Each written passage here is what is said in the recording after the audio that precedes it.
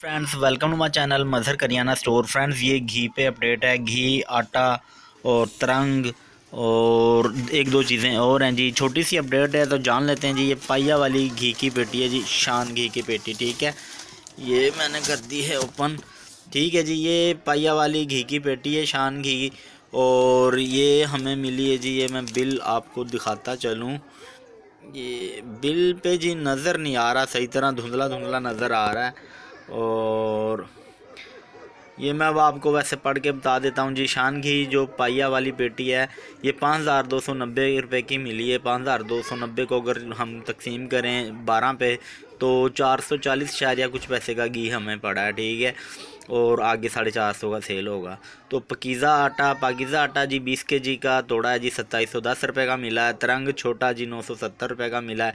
मेलब्राउन cigarette 1100 रुपये का डंडा मिला है। और तेज़दम पत्ती जी ये 180 रुपये की एक लड़ी मिली है। एक पैकेट मिला है और पैकेट के अंदर जी 2 लड़ियाँ होती हैं। ठीक है, एक लड़ी में होते हैं 10 पैकेट, यानी 200 180 की मिली है, 200 सेल है। तो फ्रेंड्स अब तक की यही अपडेट है। और भी ऐसी अपडेट्स के लिए हमारे चैनल को सब्सक्राइब कर लें। Thanks for watching. अल्लाह हाफिज़।